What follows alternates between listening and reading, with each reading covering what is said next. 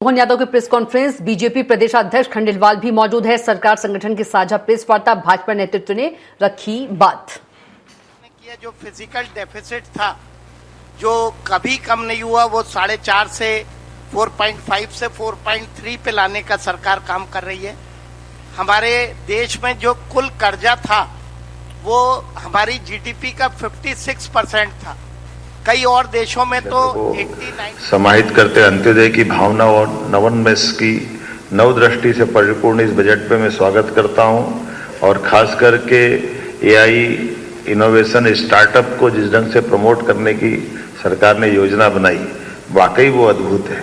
मध्य प्रदेश में बीते 11 वर्षों में माननीय प्रधानमंत्री जी के भारत सरकार के माध्यम से बीते 11 वर्षों में माननीय मोदी जी ने ये जो 12वां बजट प्रस्तुत करवाया, जिसमें नवा बजट निर्मला सीतारमण जी ने जो प्रस्तुत किया है, ये एक तरह से एक के बाद एक चरणबद्ध रूप से देश के विविधता वाले माहौल में हर वर्ग के लिए, हर प्रांत के लिए संभावनाओं के साथ हमारे संसाधनों के बलबूते पर लंबी छलांग लगाने के लिए उनको इसमें उनकी आकांक्षाओं को, आशाओं को उड़ान देने का काम किया। मैं बधाई देना चाहूँगा। अब आप देखो, इसमें ईज ऑफ डूइंग बिजनेस, इसमें विकास आधारित पद पे जो युवा शक्ति को प्रेरित किया है, जिसके आधार पर हम तेज एवं सतत आर्थिक वृद्धि भी हासिल करेंगे, जन आकांक्षाओं की पूर्ति करते हुए क्षमता निर्माण और सभी परिवारों और क्षेत्रों के लिए, सभी सेक्टर के लिए समान रूप से आगे बढ़ने का मौका इसमें मिल रहा है। मैं जब आपसे बात कर रहा हूं तो खास करके यहाँ पर विकास आधारित आर्थिक दृष्टिकोण को लेकर चलने के लिए इसमें निवेश आकर्षक हो, अनुकूल उद्योग के लायक हो, रोजगार उन्मुख हो और सतत विकास का संकल्प भी हो। अब अकेले इंडस्ट्रियल बेल्ट की बात अपन करते हैं तो इंडस्ट्रियल बेल्ट में खास करके उद्योग समर्थन में उभरते सेक्टरों के लिए मध्य प्रदेश भी कदम से कदम मिला करके उस एमएसएमई, हेवी इंडस्ट्री और हमारी तमाम प्रकार की लघु इकाइयां विविधता वाली, उन सबको समेकित रूप से जोड़ने के लिए काफी संभावना जोड़ी है, जिसमें सबसे बेस हमारे विकास वाली व्यवस्था में सरलता से बिजनेस की अनुकूलता बनाने के लिए जो आग्रह किया है, उसी के आधार पर बजट में उद्योग, एमएसएमई, उभरते हुए संरचनात्मक सुधारों, वित्तीय सहायता, नीतिगत समर्थन का स्पष्ट प्रावधान है, जो प्रदेश के अंदर औद्योगिक निवेश और उत्पादन क्षमता और निर्यात उन्मुख विनिर्माण एवं रोजगार सृजन को इससे गति मिलेगी।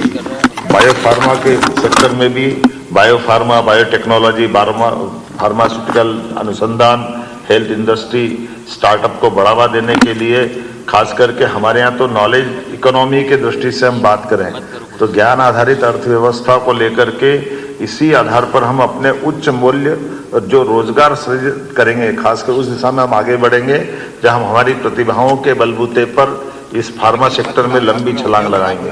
सेमीकंडक्टर ये एक बड़ा सेक्टर है। मैं कल गुजरात में भी सेमीकंडक्टर के ऊपर वहाँ के मुख्यमंत्री से बात करके आया हूँ और सेमीकंडक्टर मिशन 2 उभरती तकनीक है, जिसके आधार पर इलेक्ट्रॉनिक कंपोनेंट मैन्युफैक्चरिंग, एआई आधारित तकनीकों के आधार पर प्रदेश में हाईटेक उद्योग, डिजिटल निवेश, नवाचार आधारित उद्यमिता को हम भी कदम से कदम मिलाकर बढ़ाने के लिए आगे बढ़ेंगे। अगर प्रदेश के पारंपरिक औद्योगिक क्षेत्र के लिए भी ये निश्चित रूप से हमारे लिए ये जो अभी तक हमारे इंडस्ट्री जो चल रही है, जो परंपरागत आधारित है, उनको भी उनके लिए रिनोवेशन के आधार है। आप कभी कल्पना करना, पहले की कॉटन इंडस्ट्री इसलिए डूब गई कि उनको रिनोवेशन करने का मौका नहीं मिला था। अगर नई टेक्नोलॉजी के साथ कदम से कदम मिला के चलना है तो नए उद्योग लगाना अच्छी बात है, लेकिन जो चालू उद्योग है उन उद्योगों को संवर्धन करना ये भी एक बड़ा विषय रहता है। इसमें इस चीज के लिए गुंजाइश दी जिससे अर्थव्यवस्था, रोजगार और औद्योगिक पुनर्जीवन को नई गति प्रदान होगी। 200 लेगेसी इंडस्ट्रियल क्लस्टर के पुनर्जीवन, ये जो खासकर जो मैंने बात कही है, इसमें अधोसंरचना में सुधार, निवेश पुनर्स्थापन, उत्पादन विस्तार और स्थानीय रोजगार को नई ऊर्जा मिलेगी। इसी आधार पर औद्योगिक भूमि, लॉजिस्टिक एवं सप्लाई चेन को भी हम अधिक कुशल बनाने वाले हैं। एमएसएमई में भी इसी तरह से एमएसएमई के लिए जो हमारी मध्यम श्रेणी की उद्यमिता है, इसमें स्वरोजगार और औद्योगिक विस्तार को मजबूती प्रदान करेगी। इसकी 3 रणनीति है और तीनों तरह से हमारे लिए बहुत काम आएगी। मैं मान के चलता हूँ इससे वित्तीय स्थिरता, तरलता, समर्थन और संस्थागत सहयोग किसी भी इंडस्ट्री के इसी प्रकार से हम आगे बढ़ा सकते हैं, जिसमें अधिक प्रतिस्पर्धी, आत्मनिर्भर और विस्तार उन्मुख ये एक गति देने के लिए सरलता हो जाती है कि हम अपने काम को समेकित रूप से कैसे करें। सेवा क्षेत्र और वैश्विक नेतृत्व, आज के समय में हमारे पास तो आईटी, पर्यटन, स्वास्थ्य, शिक्षा, इनके प्रमुख केंद्रों को विकास करने के लिए ये बजट में इस बात की भी गुंजाइश दी है और ये हमारा बड़ी संभावना वाला क्षेत्र है। 2047 की दृष्टि से वैश्विक सेवा क्षेत्र में नेतृत्व दिलाने के लिए सेवा क्षेत्र को जो प्रमुखता दी गई, जिसमें IT, health, education, tourism, professional services के केंद्र के रूप में विकसित करने का मौका दिया है। महिलाओं के लिए हमारी सरकार लगातार काम कर रही है और ऐसे में माननीय प्रधानमंत्री जी ने भी नारी सशक्तिकरण के लिए बजट में पर्याप्त गुंजाइश दी है, जिसके आधार पर बहनों को सुविधा, सुरक्षा और कौशल विकास को प्राथमिकता देने के लिए पर्याप्त वीजीएफ और पूंजीगत सहायता से प्रत्येक जिले के अंदर एक छात्रावास खोलने के लिए 10,000 करोड़ की जो राशि रखी है, ये पहली बार हो रहा है हमारे लिए। तो हम अभी 4 हॉस्टल हमारे अपने राज्य में खोलने वाले थे, लेकिन इस आधार पर हम अपने यहाँ लगभग हर जिले के अंदर हमारे प्रस्ताव भी जाएंगे, क्योंकि जब हम छोटे छोटे स्थान पर औद्योगिकरण के लिए इस तरह आगे बढ़ रहे तो बहनों को कठिनाई होती है अपने घर से आने जाने में। ऐसे में प्रोफेशनल काम करने वाली बहनों के लिए छात्रावास ये बड़ी अपनी भूमिका अदा करेंगे। महिलाओं को रोजगार के अवसर बढ़ाने के लिए 1.5 लाख सेवा प्रदाताओं के लिए 1 लाख संबद्ध पेशेवर को प्रशिक्षित करने का जो लक्ष्य रखा है, यही तो सबका साथ सबका विकास है। महिला उद्यमिता को बढ़ावा देने के लिए ग्रामीण महिला नेतृत्व के लिए विशेष उद्यमिता के लिए, जिसमें लखपति दीदी आधारित सामुदायिक स्व सहायता समूह और इसके लिए सब प्रकार के प्रबंधन माननीय प्रधानमंत्री, राष्ट्रपति, वित्त मंत्री ने अपने प्रधानमंत्री जी के मार्गदर्शन में किए हैं। अब अपने लिए मैं मेट्रोपॉलिटन सिटी की तरफ अगर देखता हूँ तो ये जो हमने पहले से प्लान किया है और उसी प्लान को बड़ा विस्तारित रूप में माननीय प्रधानमंत्री ने नए बजट में प्रमोट किया है। कई बार तो लगता है कि हमारा 2 साल का बजट राज्य सरकार का केंद्र सरकार के साथ उस एक आवरण के अंदर की आत्मा से तालमेल कराते हुए चल रहा है। हर क्षेत्र में जहाँ जहाँ हमने काम करना प्रारंभ किया है, हर जगह प्रमोट करने के लिए दिखती है।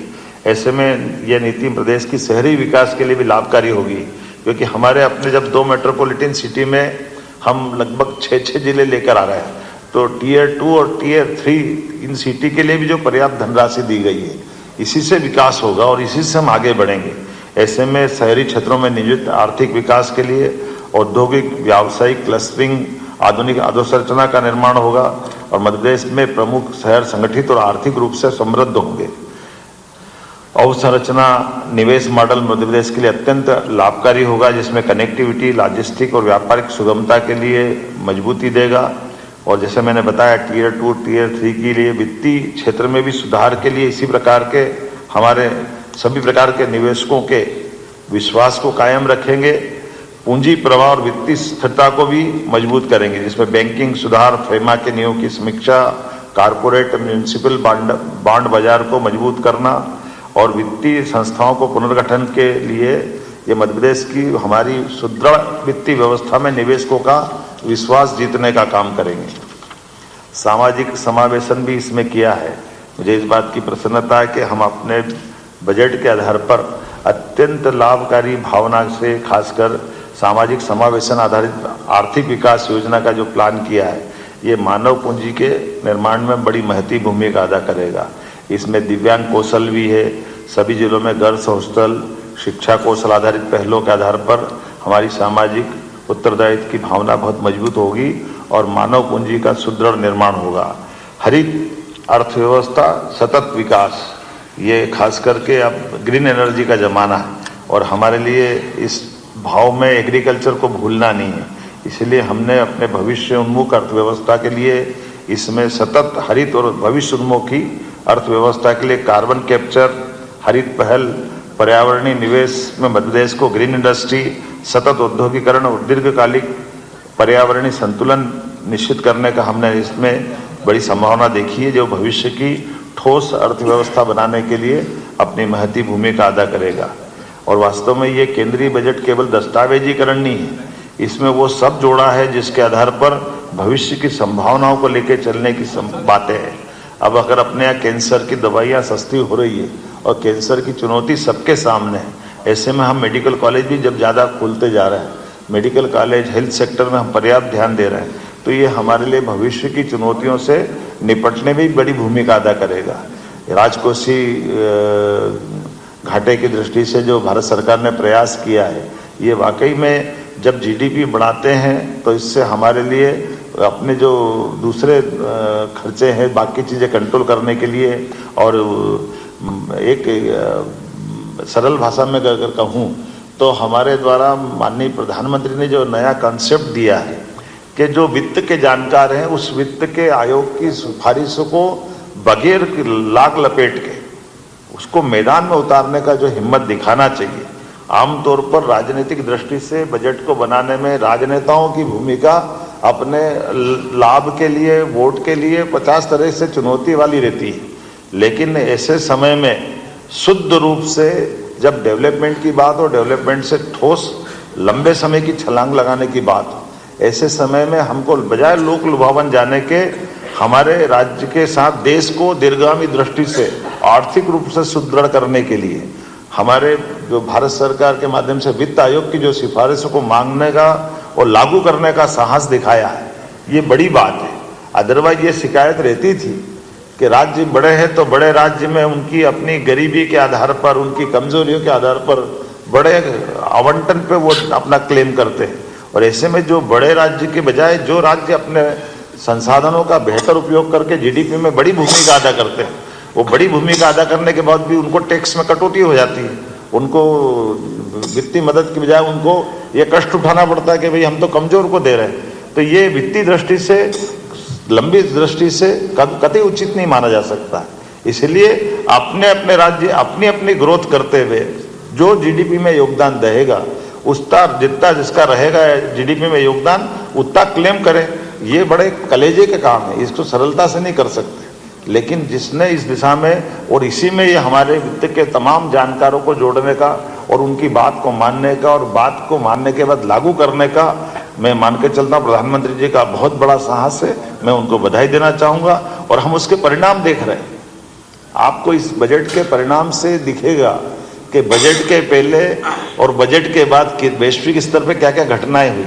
ये घटनाएं बता देती कि हमारा बजट किस तरह से देश की दिशा देने जा रहा है।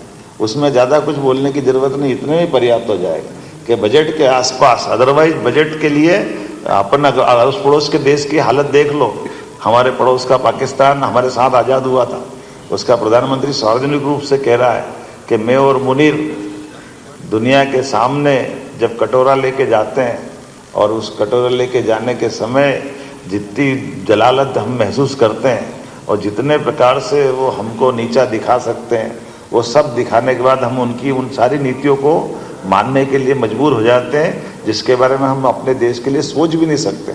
लेकिन चूंकि हमारा हाथ दबा है, हमको उनसे कर्जा चाहिए, तो उनकी वो सारी अनचाही मांगों को भी पूरा करने के लिए हमको हाँ करना पड़ती है। और उसके उलट हमारे देश को देखो, हमारे देश के प्रधानमंत्री को देखो, अपने सामने 10-11 साल में बदलते इस दौर को देखो कि दुनिया की ताकत इधर से उधर हो जाए, लेकिन हमारा नेतृत्व कभी टस से मस नहीं होता है।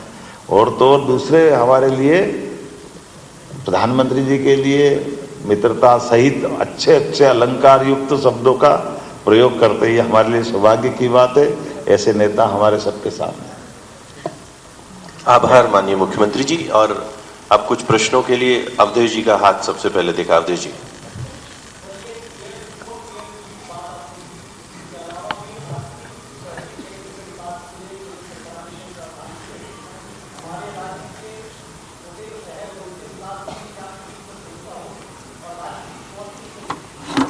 देखिए, ये टीयर 2 टीयर 3 की कल्पना ही हमारे राज्य के लिए वरदान है। हम टीयर 2 जैसे ही करते तो हमारे पास ये हमने 4-5 बड़े नगर दिख जाते हैं।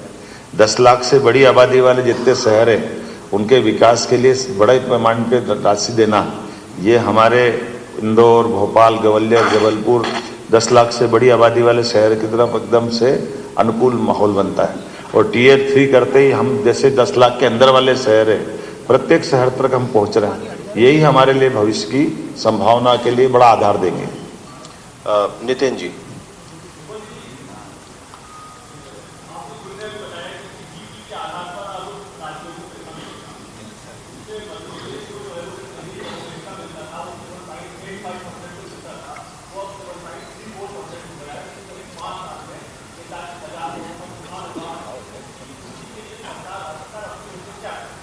इसकी पूर्ति तो बहुत सरल है। हमने वो या सारी योजना पकड़ी जिससे राज्य की निवेश की भी ताकत बढ़ेगी और विकास की संभावना के बड़े द्वार खुलेंगे। जैसे हमने नदी जोड़ो अभियान लिया, अब नदी जोड़ो अभियान में केवल 10% राशि हमको मिलाना है, वो भी वो 2 राज्य, जैसे हमने केन बेतवा पीकेसी महाराष्ट्र के साथ, अब अकेले एक पीकेसी योजना और केन बेतवा के माध्यम से 1,70,000 करोड़ हमको मिल रहा है। तो ये जो शासन की योजनाओं के बलबूते पर राज्य को भविष्य की जीडीपी में अपना योगदान बढ़ाने के लिए इस प्रकार की योजनाओं में आगे बढ़ना चाहिए। जैसे मैंने प्रारंभ में भूमिका में इस बात को कहा है कि ये केवल हम घर में बैठे रहे और हम वही कष्ट में हैं तो हमको मदद कर दो, उसके बजाय हमारी अपनी योजना दूरदर्शी हो, ठोस हो और राज्य को बेहतर से बेहतर मदद मिल जाए। इस दिशा में ही बढ़ने के लिए इस प्रकार के जो ये मैंने उसकी भूमिका में भी कहा कि ये हमारा जो भारत सरकार ने वित्त आयोग की सिफारिशों को माना है, वो सारी सिफारिश है जो हमारे लिए और आगे जाकर लाभकारी होगी। इसलिए जीडीपी बढ़ाने के लिए हम काम कर रहे हैं। मनोज शर्मा जी।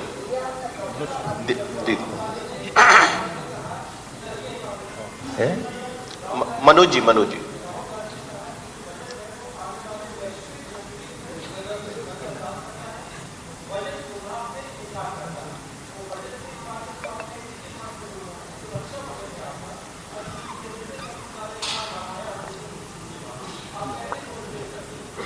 यही तो खास बात है, राहुल गांधी को समझ में नहीं आता वो क्या रहा है।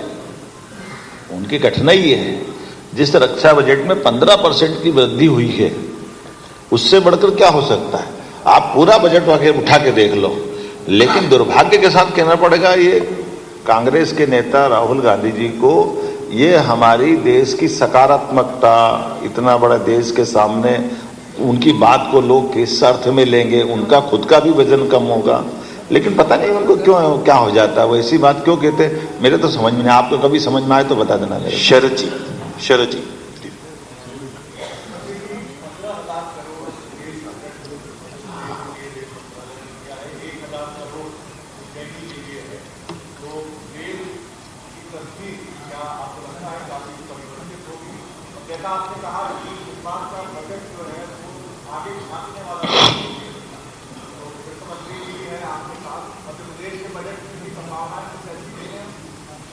सच में ये एक बड़ी बात हुई है मध्य प्रदेश के संदर्भ में। रेल में तो क्रांति हो गई। रेल की सुविधाओं को लेकर के भारत सरकार के द्वारा जो मदद की गई, मैं केवल एक आंकड़ा बताऊं आपको कि हमारे पास नई रेल पटरी बिछाने के लिए 9 से 14 तक का एक टेन्यूर अगर आप पकड़ें तो मात्र 29 किलोमीटर रेल पटरी विस्तृत है अपने प्रदेश के अंदर। आज उसकी स्थिति है 225 किलोमीटर, मतलब 8 गुना बड़ी है। उसी प्रकार से विद्युतीकरण की भी वही स्थिति है। कहाँ 58 किलोमीटर थी, आज वो 276 किलोमीटर है। इसका मतलब 5 गुना बड़ी है। और हमारे पास अब जिस प्रकार का समय चल रहा है, रेलवे अंडरब्रिज आज हमारे पास 2014 की तुलना में 1162 हो गए। 80 रेलवे स्टेशन अमृत बन रहे हैं। 4 वंदे भारत का एक्सप्रेस ट्रेन निकलने जा रही है। कमलापति तो बन ही चुका है, लेकिन इस प्रकार का मॉडल और कई क्षेत्रों में जा रहा है। मेट्रो ट्रेन में हमको मदद कर रहे हैं। इंदौर मेट्रो, भोपाल मेट्रो, ये तो चालू ही हो गई है। मैं मान के चलता हूं कि जिस प्रकार से समय मिला है, और ये जो भुसावल खंडवा तीसरी और चौथी लाइन 131 किलोमीटर, इनकी 3 परियोजनाओं को जो मंजूरी मिली है, तो ये कुल मिलाकर के पूरे क्षेत्र में, और इंदौर मनमाड़ और बाकी क्षेत्र तो मैं बता ही नहीं रहा हूं, उसमें अकेले इंदौर मनमाड़ में 18,500 करोड़ की मंजूरी, ये कोई एक राज्य के लिए वरदान होती। उसमें 15,000 करोड़ का तो आवंटन है कि आप खर्चा करो। तो ये वाकई अद्भुत है। मैं शरद जी धन्यवाद देना चाहता हूं, आपका ये बहुत अच्छा प्रश्न है। रेल गरीब आदमियों के लिए, यातायात की व्यवस्था के लिए, किसानों के लिए, उनकी फसल के ट्रांसपोर्टेशन के लिए, क्योंकि हमारे पास में कोई पोर्ट नहीं है। ऐसे में रेल की कनेक्टिविटी जितनी बढ़ेगी, ये हमारे लिए उतना ही आनंद देगी और उससे हमारे राज्य की गति में और तेजी होगी। ब्रिजेश जी।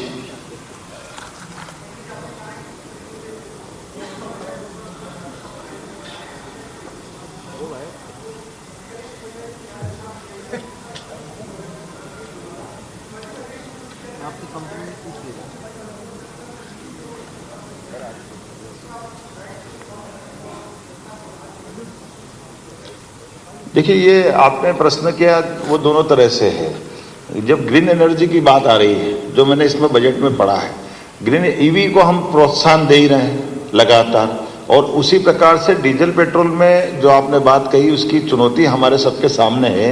लेकिन राज्य के संसाधन के बलबूते पर, जैसे मैंने कहा कि वित्त आयोग ने कहा है कि जो जितनी जीडीपी देगा उस ढंग से टैक्स मिलेंगे, तो हमारी वित्तीय तरलता के लिए हमारे अभी आय के जो स्रोत है उनको हम नजरअंदाज नहीं कर सकते। लेकिन समय समय हम इस पे कट लगाते हुए आने वाला बजट जब हमारा 18 तारीख को आएगा फरवरी में, तो इसमें हम काफी हद तक इसके निराकरण करेंगे। लेकिन ये अच्छी बात है कि हमारे पैरों पे खड़ा होकर के आज मध्य प्रदेश के अंदर की स्थिति अगर देश के संदर्भ में कहूं तो देश के अंदर हमारे राज्य की आर्थिक ताकत के बलबूते पर जो सर्वाधिक 3 राज्य हैं, जिन 3 राज्यों के अंदर हमारे बजट का 40% के आसपास का हिस्सा पूंजीगत निवेश में लग रहा है, उसमें मध्य प्रदेश है। ये हमारे लिए बड़ी बात है। और हमसे आगे कौन है? छोटा सा त्रिपुरा, उससे एक बाद में जाओ तो हमारे से आधी आबादी का एक प्रदेश। तो ये हमारी प्रगति और उसी प्रकार से हमारी वित्तीय व्यवस्थाओं के बलबूते पर देश में आबादी के मामले में तो पहला है। अदरवाइज बेरोजगारी की दर सबसे ज्यादा कम होने वाले राज्यों में मध्य प्रदेश हो गया। आज की स्थिति में 1 से 1.5% के आसपास हमारी बेरोजगारी रह गई, और आबादी में हम देश के सबसे ज्यादा आबादी वाले 5 राज्यों में से एक है। तो ये जो प्रगति हो रही है धीरे धीरे सभी प्रकार के सेक्टर में रोजगार जो मिल रहा है, काम मिल रहा है, खेती के काम धंधे के लिए एजुकेशन का एरिया भी बढ़ा और बाकी काम भी हो रहे हैं, ये उसी का उत्तर मिलेगा। मृगेंद्र सिंह जी।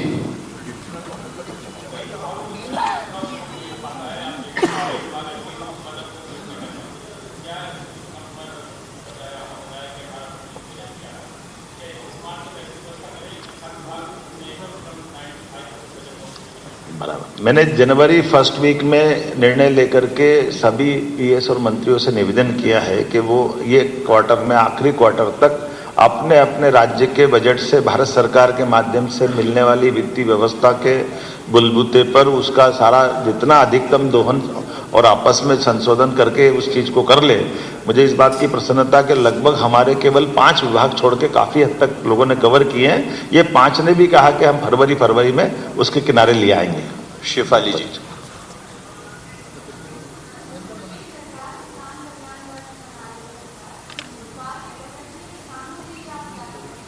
अभी तो भारत सरकार की बात चल रही है बहन जी।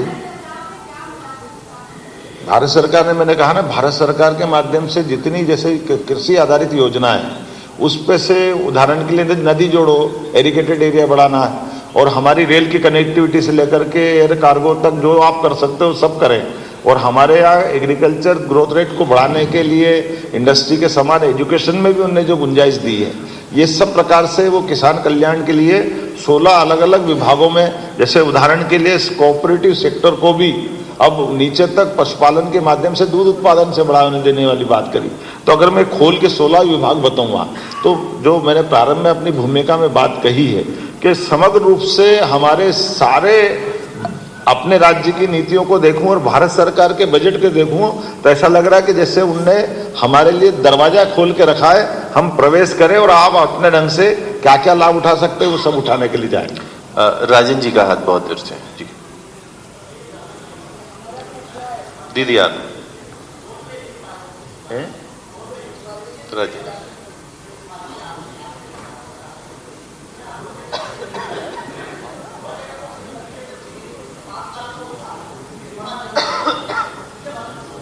देखिए, ये बात सही है कि 16वें वित्त आयोग की सिफारिश को लागू करने के लिए हमने जो, मैंने बताया कि हमारी सरकार भी उसी पैमाने पे काम कर रही है जो भारत सरकार के माध्यम से हो रहा है। हमारे वित्त आयोगों की सिफारिशों के लिए हमको सुदृढ़ होने की आवश्यकता है, इसलिए नीति आयोग के माध्यम से भी हम उस पर पर्टिकुलर विशेषज्ञों को बुलाते हुए किस किस सेक्टर में हम अपनी इन योजनाओं को दूरदर्शी लागू करें। तो आपको ध्यान होगा, तो इसीलिए हमने अपने बजट को भी आगामी 3 वर्ष में चरणबद्ध लागू करने का निर्णय किया है कि अभी 1 साल के बजट के बजाय एक टेन्योर की बात करें, और एक टेन्योर की नहीं, माननीय मोदी जी तो 5 टेन्योर की बात कर रहे हैं कि 2047 तक भी देश का परिदृश्य क्या बनेगा, राज्य के प्रदेश क्या बनेंगे। तो वाकई में हमको हर सेक्टर में लंबी दृष्टि से काम करने की जरूरत है और उस पर हम काम कर रहे हैं और उसमें हमको मार्गदर्शन भी मिल रहा है। भाई साहब बहुत सारे प्रश्न, मेरा आग्रह रहेगा कि भोजन पे कुछ समय रुकेंगे। मैं बहुत बहुत धन्यवाद देता हूं। आनंद आ गया, इससे अच्छी क्या बात है। बहुत धन्यवाद। आप सभी का उपस्थिति के लिए बहुत आभार। भोजन पर हमारे माननीय मुख्यमंत्री जी, उप मुख्यमंत्री जी, अध्यक्ष जी रहेंगे, तो वहां पर ये संवाद का क्रम चलता रहेगा। कृपया भोजन पे अधिक अवश्य साथ रहें। धन्यवाद।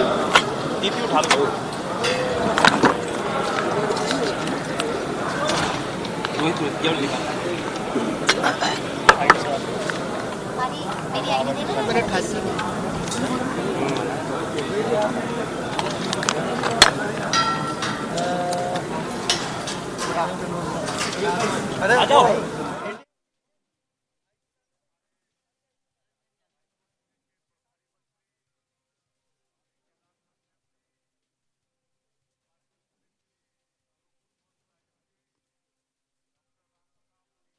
इसको लेकर मध्य प्रदेश के मुख्यमंत्री डॉक्टर मोहन यादव जहां खूबियां गिनाते हुए कुशाभाऊ ठाकरे सभागार से ये प्रेस कॉन्फ्रेंस आप सुन रहे थे, और उनके साथ बीजेपी के प्रदेश अध्यक्ष हेमंत खंडेलवाल भी मौजूद थे, जहां बजट को उन्होंने सकारात्मक और विजन 2047 को लेकर बताया है, जहां विकसित भारत को लेकर ये बजट सर्वस्पर्शी, हर वर्ग को लेकर चलने वाला ये बजट है, जहां इसमें हर सेक्टर में ध्यान दिया गया है। विशेष तौर पर हेल्थ सेक्टर में इसमें कई बड़ी घोषणाएं की गई है, जहां केंद्रीय वित्त मंत्री निर्मला सीतारमण ने जो बजट पेश किया है उसी को लेकर मध्य प्रदेश के मुख्यमंत्री डॉक्टर मोहन यादव यहां पर प्रेस कॉन्फ्रेंस कर रहे थे, ब्रीफिंग कर रहे थे, जहां बजट को उन्होंने ऐतिहासिक बताया है और बजट की खूबियां सीएम डॉक्टर मोहन यादव बता रहे थे, जहां उन्होंने मध्य प्रदेश के लिहाज से भी कई सेक्टर्स में जिस तरह की घोषणाएं की गई है उसको लेकर यहां बखूबी जानकारी दी।